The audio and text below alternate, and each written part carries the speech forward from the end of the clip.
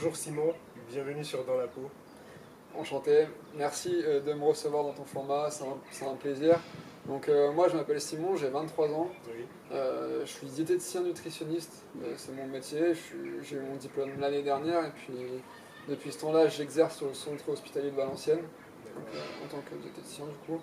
Et à côté je fais de l'athlé, plus particulièrement du 800 mètres, tous les jours. Donc, Tu t'entraînes tout le temps. ouais, c'est un rythme assez soutenu, Oui. mais on aura l'occasion d'en reparler sûrement un peu plus tard. Ah, clairement, oui. Donc, est-ce que tu peux nous parler de ton parcours? Pourquoi tu as choisi ce métier?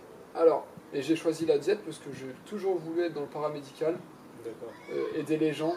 Pour moi, c'est ce que je voulais faire de ma vie. En tout cas, être utile. Et comment être utile? Pour moi, c'est en aidant les gens. Donc, j'ai cherché un autre métier qui était dans le paramédical. Et je trouvais que l'alimentation et la diététique, ça me parlait.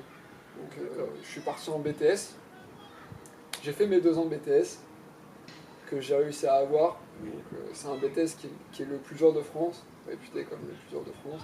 Donc c'était pas facile. C'est sur l'île? Non, je fais ça sur Tourcoing, Ah, ok. D'accord. dans une école privée qui s'appelle EcoSup Campus. D'accord. Et puis ensuite, j'ai décidé de partir sur une 3e année. Donc normalement, ça s'arrête là pour être diététicien, mais moi j'ai voulu me spécialiser Oui. en troubles du comportement alimentaire.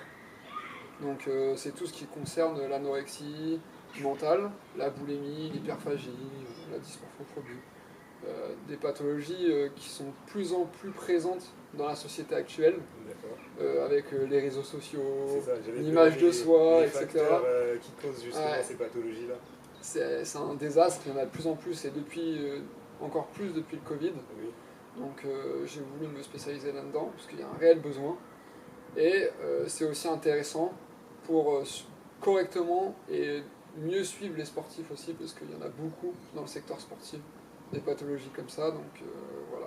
Et ensuite, une fois que j'ai terminé ce bachelor-là, Oui. il y a le CH de Valenciennes qui m'a appelé.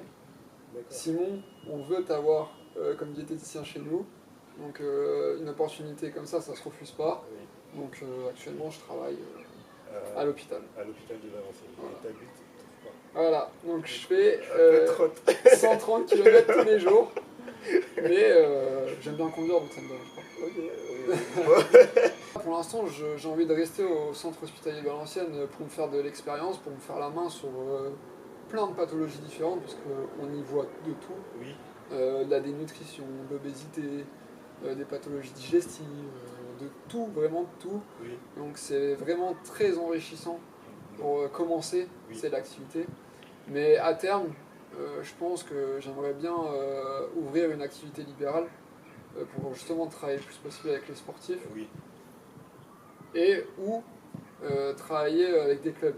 Si je comprends bien, un diététicien, il peut avoir plusieurs types de statuts. Il peut être auto-entrepreneur, il peut Exact. être salarié, il y a d'autres. Alors, souvent, il est embauché, soit il est embauché par un système public comme privé, Oui. donc ça peut être une clinique privée ou un hôpital public comme moi je travaille, ou il peut faire une activité libérale. Donc ça veut dire qu'il est auto-entrepreneur, il est à son compte. Ok. Et puis dans cette atmosphère-là, il peut avoir différentes missions. Simplement ouvrir un cabinet pour recevoir des patients. Là, on parlera plus de clientèle et de patientèle, d'accord, alors qu'à l'hôpital, c'est juste des patients. Il n'y a pas de business à l'hôpital. Il peut y avoir différentes missions. On peut travailler avec des structures collectives comme des écoles, Oui. des mairies, pour mettre en place des actions dans les écoles. De prévention. Ouais, pour l'alimentation, parce que l'éducation nutritionnelle, elle commence dès l'enfance, Oui. et c'est souvent ça qui Oui. pose problème. Les parents, faites attention. Et on peut aussi juste proposer nos services, par exemple, à des entreprises, pour proposer des forfaits, etc. En fait, on est libre. Oui. Donc vous pouvez proposer des formules Voilà. à des municipalités via des associations. Exactement. T'as plein de possibilités. Avec des entreprises, etc. C'est nous qui déterminons nos tarifs. Ok. Quand on est en libéral, et on peut faire ce qu'on veut et c'est ça qui est bien. Par contre, on n'a pas de retraite, Donc on doit cotiser nous-mêmes, mettre de l'argent de côté, il n'y a pas de sécurité si on part en vacances. Ouais, ça c'est bien de le etc. dire, hein, parce que généralement on ne sait pas, encore Bah, plus quand on est dans les études et qu'on t'informe pas sur ça. exact. Donc, c'est l'une des raisons de pourquoi je ne me suis pas lancé directement après les études. D'accord. Ok. Et aujourd'hui, bon, tu interviens à Valenciennes, tu peux nous parler un peu d'une journée type? Une journée type. Qu'est-ce que c'est une journée type pour toi? Alors, les heures déjà, ouais. et aussi les patients, quel type de patients et tout tu rencontres au quotidien? Alors moi, au centre hospitalier de Valenciennes, je suis affilié à plusieurs services. Donc je travaille avec essentiellement des personnes âgées, Oui. donc en service d'oncologie, donc c'est les cancers, D'accord. ou gériatrie, c'est les personnes âgées qui viennent parce qu'ils ont différentes problématiques. Ça peut être vraiment de tout. Je travaille aussi avec le service de chirurgie thoracique, donc c'est tout ce qu'il va y avoir comme opération au niveau du thorax, Oui. poumons, peu importe, ça peut être de tout. Après, je suis amené à faire de tout parce que je dois dépanner parfois des collègues sur d'autres services, Oui. donc je vois toute pathologie. Et une journée type, c'est quoi? C'est j'arrive en général vers 8h15. Je repars vers 16h30 souvent. D'accord. Donc c'est des journées de 7h, 7h30. Oui. D'accord, on est assez libre et flexible sur les horaires. D'accord. Et en fait, on a un logiciel où les médecins font les demandes pour que nous, diététiciens, puissions voir les patients Oui. par rapport à différentes problématiques. D'accord. Et ensuite, on se dispatche le travail le matin. Qui voit quel patient. L'activité varie selon les jours. On n'a jamais les mêmes choses, la même quantité de travail. Donc il y a des périodes où c'est chaud. Et il y a des périodes comme les vacances scolaires où c'est un peu plus tranquille, mais ça fait du bien. Parce que c'est un taf qui est quand même très prenant mentalement. Oui, j'imagine. On voit des dingueries. De discuter avec des gens, d'entendre des choses, et si t'as pas l'habitude. Ouais. Il faut une sensibilité peut-être pour exercer ce métier aussi, hein, j'imagine. Il faut avoir une sensibilité, mais il faut savoir prendre de la distance. Oui. C'est hyper important parce qu'autrement, le métier-là, il n'est pas fait pour toi. Parce que psychologiquement et émotionnellement, tu ne peux pas résister à certains trucs qu'on peut voir. Une éponge t'absorbe tout et après tu rentres chez toi et ça tourne. Voilà. Après, c'est une des raisons pourquoi je fais de l'athlé. Oui. Puis quasiment tous les jours, ça me permet le soir de décharger ce que j'ai eu pendant la journée. Parce que ça peut arriver qu'on soit confronté à la mort, ça peut arriver. Ou même des situations familiales très compliquées. D'accord. Je suis amené à travailler avec des patients qui ont à peine la trentaine ou la quarantaine, qui ont un cancer, et qui viennent avec leur famille et qui savent qu'ils vont mourir. Donc, des fois, c'est pas très drôle. Okay, ouais. Voilà, comme ambiance, par exemple. Voilà. Après, il n'y a pas que des moments comme ça. Non, hein. Des fois. J'imagine déjà, tu vois. Ouais. Comment toi tu te dis, fraîchement sorti des études, est-ce que tu te poses pas une question sur ta crédibilité de parler avec ces gens-là? Franchement, c'est naturel. Honnêtement, comme quand j'enfile la blouse, je suis directement dans un rôle. Oui. Le rôle de diététicien, et je me dois d'être le plus professionnel possible. Et même en sortant des études, on pourrait se dire ça. Oui. Bah, moi, c'est pas compliqué pour moi, tu vois. Genre, j'ai vite su m'adapter et j'ai aucun doute sur. Faut avoir confiance en soi, sur mes compétences professionnelles. Et justement, ça revient à l'équilibre vie pro-perso. Tu disais, tu as besoin de l'athlète justement pour te remonter après une journée dure, si tu veux. Et est-ce que cette mentalité-là ne vient pas aussi de. Ah, c'est possible, je pense, parce qu'en athlète, on parle plus particulièrement d'un demi-fond, mais c'est une valeur qui vient de ce sport, je trouve, et que j'aime bien, c'est il faut rien lâcher. Oui. Il faut toujours s'accrocher, il faut être persévérant. Et je pense que dans le métier de diététicien, il faut avoir ces valeurs-là, parce qu'autrement, pour moi, c'est pas que tu fais pas un bon professionnel, mais tu serais peut-être moins investi dans le fait de soigner le patient et de vouloir le meilleur. Faut persévérer, tu vois. Oui.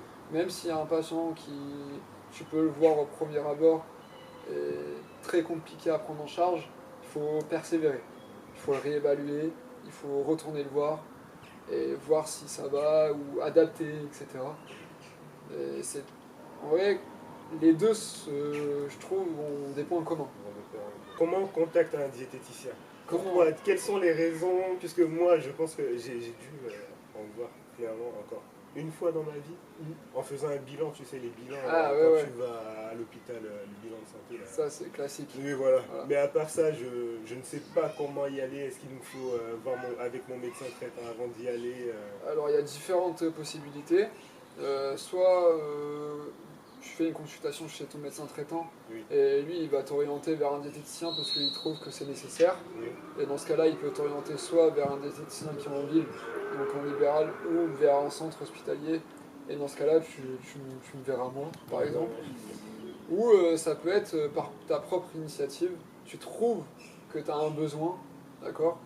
Par exemple, j'ai des problèmes digestifs. Je vais aller sur Doctolib, je vais trouver un diététicien qui est en ville, je vais prendre mon rendez-vous. C'est aussi simple que ça, comme pour les kinés, comme pour les ostéos. D'accord. Voilà, ces deux manières-là essentiellement. Donc c'est sur quoi comme pathologie? Est-ce qu'on se... Des problèmes digestifs, je peux juste me dire, bon, le médecin, oui, il peut me conseiller, tu vois, mais je pense que c'est pas la première chose qui va me venir de me dire, c'est lié à... Souvent, les gens consultent, par exemple, des diététiciens en ville, c'est souvent pour des pertes de poids. Oui, c'est vrai. Voilà, perte de poids, je me trouve trop gros ou trop grosse, j'ai envie de rentrer dans mes vêtements pour l'été. C'est souvent ça, très régulièrement. Mais parfois, il y a les médecins qui orientent aussi vers des diététiciens en ville. Pour par exemple, il peut y avoir quelqu'un qui a une maladie rénale. Et quand c'est comme ça, on doit faire attention à ne pas avoir trop de protéines ou de sel dans l'alimentation. D'accord. Donc nous, on est là pour un petit peu jauger si l'alimentation du patient elle est correcte ou s'il faut adapter. Voilà, ça peut être ça. Un autre exemple peut-être, si tu veux. Il y a souvent des patients qui ont des pathologies cardiaques et quand c'est comme ça il faut faire attention et au sel par exemple et aussi aux matières grasses. Il faut que ça soit équilibré. Je pense que les diabétiques aussi ça doit être un peu pareil. Il y a beaucoup de demandes pour les diabétiques parce que souvent ils gèrent mal leur diabète. Ils ont besoin de conseils parce que par exemple il ne faut pas manger de produits trop sucrés. Entre les repas, il faut les manger dans les repas, par exemple, ça c'est un conseil qu'on peut leur donner. D'accord, oui. Mais il y a un gros besoin sur le diabétique. En gros, donc est-ce que tu nous conseilles? Parce que généralement, quand tu ne sais pas trop, si tu dois avoir un diététicien, si tu as un truc aujourd'hui, il y a Google, hein, on va très vite sur Google, on tape, il y a TikTok, il y a Insta, on peut tous les citer. On tape nutrition, on regarde des vidéos, tout ça. Est-ce que tu me conseilles de faire ça ou d'aller vers des professionnels? Qu'est-ce que tu me conseilles? Là, je vais être très clair et très précis. Et je vais m'adresser à vous parce que encore maintenant, quand je travaille, il y a beaucoup de patients qui me le disent. Des choses genre, j'ai vu ça sur Internet, est-ce que c'est vrai? Ouais, mais j'ai entendu ça par un tel, j'ai vu ça sur Internet, arrêtez. S'il vous plaît, arrêtez. Écoutez bien. D'aller sur Internet pour trouver les informations. Essayez d'aller voir tout de suite des professionnels parce que sur Internet on trouve de tout et de rien. Et c'est très souvent des fausses informations ou en tout cas pas délivrées de la bonne manière. Oui. Donc moi ce que je conseille c'est d'aller voir un professionnel qui a fait des études pour ça et pas Internet. Même si Internet c'est beaucoup de choses. C'est pas un professionnel de l'alimentation. Oui, mais après, des fois, ils ont des arguments. Déjà, ça peut coûter combien? Puisque tout à l'heure, tu me disais que d'aller voir un libéral, il peut mettre ses prix lui-même, il peut définir ses prix lui-même. Donc, c'est quoi la tranche finalement? Alors, souvent, ce qui est fait par monsieur et madame, tout le monde diététicien, on va dire, c'est on différencie la consultation de bilan qui est la première consultation et la consultation de suivi. D'accord. Ça sera moins cher la consultation de suivi. La consultation de bilan, souvent, c'est autour des 50 €. D'accord. Donc c'est à peu près comme un ostéo ou un kiné. D'accord, on est sur le même tranche de prix. Par contre, la consultation de suivi, c'est entre 30 et 35 €. Ok. Donc c'est plus abordable. Elle dure moins longtemps cette consultation, Oui. mais elle est tout aussi efficace. D'accord. Et c'est pris en charge par la mutuelle ou rien de tout Alors, ça? certaines mutuelles Oui, prennent mieux en charge que d'autres d'accord. les consultations diététiques. Il y a certaines mutuelles qui en prennent plusieurs par an. Ok. Il y en a certaines qui les prennent à 50%. Ok. Ça dépend, il faut se renseigner auprès de sa mutuelle. D'accord. Et puis, c'est comme pour aller chez le kiné. Ok. Et c'est quoi la fréquence? À quelle fréquence? Bon, après, j'imagine bien que ça se définit selon ton besoin. Ouais. Mais est-ce que tu peux y aller une fois juste pour un bilan Alors, ce qui est conseillé, ça va tout dépendre de la pathologie que tu vas avoir. D'accord, oui. Par exemple, si je vais recevoir quelqu'un qui a une maladie cœliaque, donc la maladie cœliaque, c'est intolérance au gluten. D'accord. Ça veut dire que le mec ne peut plus manger de produits à base de protéines de blé, Oui. donc tout ce qui est pâtes, etc., ça dégage. Lui, tu vas le recevoir pour un bilan, et comme tu vas lui donner les informations pour écarter tout ce qui est de blé de son alimentation, bah, il n'aura pas forcément besoin de revenir, parce que tu ne vas pas lui redire la même chose au deuxième rendez-vous. Tu vas le revoir si seulement ça va toujours pas et qu'il a toujours mal au ventre, par exemple, etc. Mais ce qu'on conseille le plus souvent, et ce qui revient le plus souvent, c'est un suivi sur 3 séances. Donc la séance de bilan et 2 séances de suivi à intervalles d'à peu près 2 à 3 semaines. D'accord. C'est ce qu'on conseille généralement pour une prise en charge lambda. Ok. Ouais, c'est bien de le savoir, ça. C'est bien de le savoir.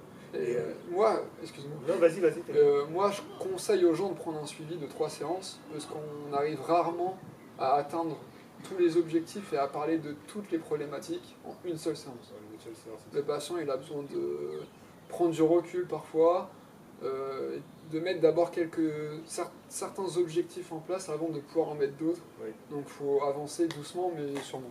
Ok. C'est ce que je dis.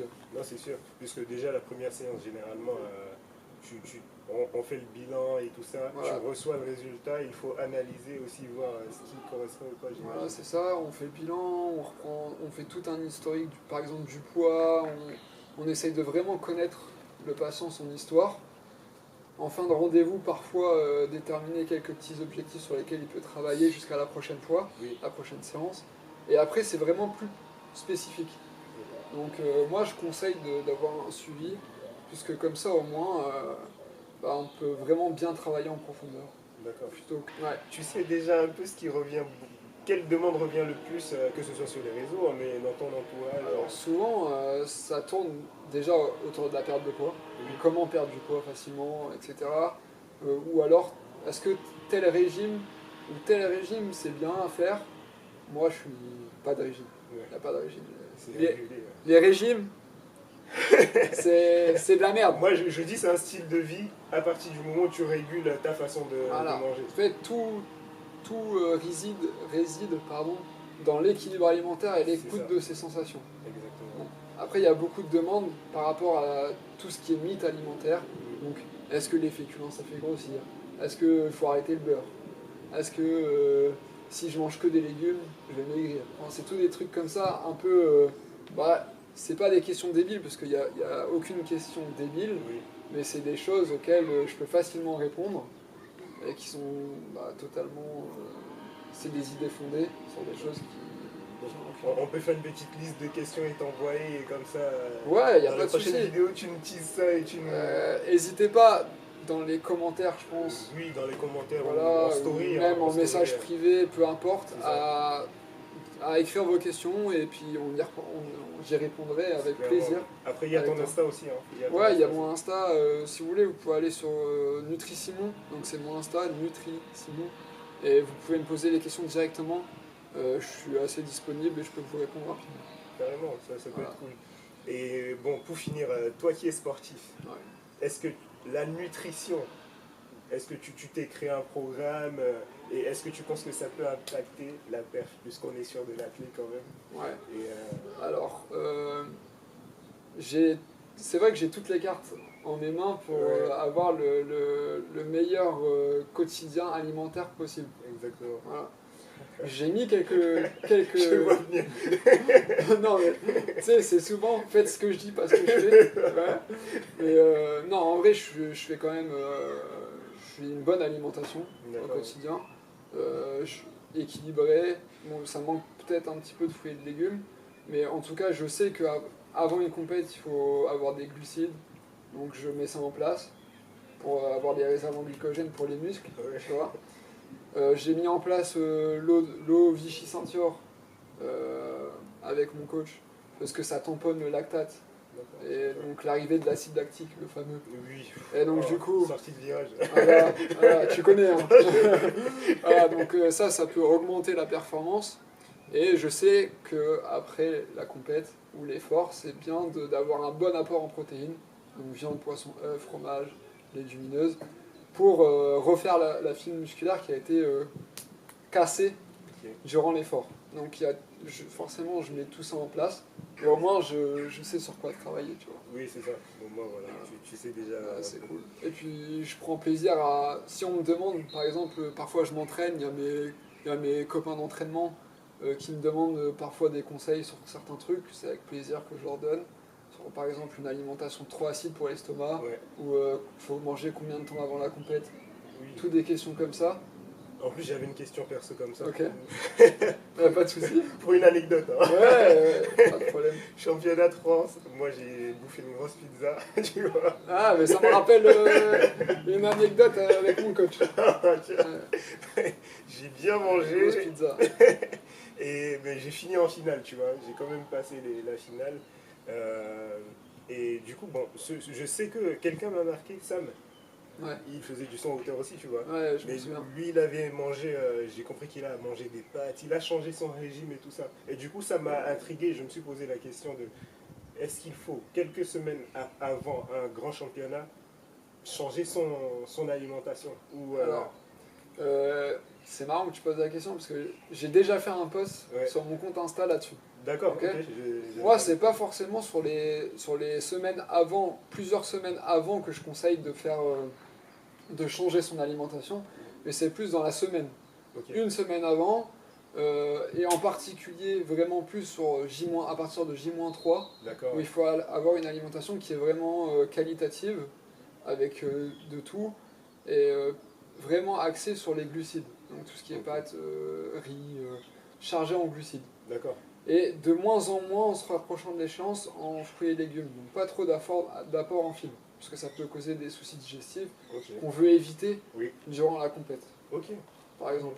Ah bah c'est bien de le savoir. Je l'ai traîné cette question pendant 4 ans. Après la pizza. La pizza. C'est sûr que les pâtes c'est mieux que la pizza. Oui, c'est sûr. Parce que, voilà, même si la pizza c'est de la pâte avec de la farine de blé, etc., les pâtes c'est plus assimilable par l'organisme. Oui, c'est plus digeste. Moi je faisais pas attention. Hein, je me suis dit, bon, pourquoi changer les habitudes juste là-dedans, tu vois. Non mais j'ai fait l'erreur, hein, ça m'est déjà arrivé. Et il y en a plein qui font l'erreur, parce que t'es pas le seul à m'avoir dit ça. Donc, comme quoi l'alimentation... Ça peut être important, voilà. ça peut impacter puis, aussi. Même si vous êtes sportif lambda et que vous n'avez pas forcément de problématiques alimentaires, ça peut être bien de consulter un diète, juste pour savoir ce qui est bien de faire. Oui, tu vois. Les bons tips, les bonnes pratiques et tout. Par exemple, moi je conseillerais à tout athlète d'aller voir au moins une fois un diététicien pour que ça soit carré, qu'il sache au moins quoi faire s'il a des soucis, etc. Comment jauger et rétablir un petit peu pour qu'il y ait les meilleures perfs. C'est vrai de le dire, hein. Je pense que si les clubs, comme on a parlé des différents types de structures dans lesquelles tu peux intervenir, si on n'a rien que des animations autour de ça, ça peut être un plus. Et je pense que pas juste pour le métier, hein, mais aussi pour chaque athlète et en tant qu'individu, de savoir ce que tu peux manger et comment bien manger. Moi je pense que c'est vraiment un rayon d'action à mettre en place de plus en plus, mais ça commence à arriver petit à petit. Tu vois, les diètes, ils commencent à se faire connaître de plus en plus, le métier en tout cas, parce qu'il y a de plus en plus de baise, etc. Donc on y accorde de plus en plus de place dans la société, on va dire. Mais pour moi, c'est pas encore assez actuel, et il y a encore des choses à faire pour améliorer tout ça. Après, c'est une question toujours d'argent. En tout cas, un grand merci. De rien, c'est avec plaisir. Tu as répondu à beaucoup de questions et je pense que ça va susciter de l'intérêt. En tout cas, j'espère. J'espère aussi. En tout cas, c'est mon métier, c'est l'une de mes passions avec l'athlète. C'est pour ça que je la défends et que je suis content que tu m'aies invité ici sur ce format. C'est parce que je peux dire aux gens vraiment ce qui compte. Et j'espère qu'ils le verront dans mes propos que c'est quelque chose d'important et qu'ils n'hésitent pas à consulter et à me contacter. Exactement. Puis voilà, c'est super. Merci beaucoup. Ah, merci à toi en tout cas. À la prochaine pour les vidéos. Ouais, il n'y a pas de souci. Les vidéos tips. On se reverra. On se reverra. Salut. Salut les gars. Salut.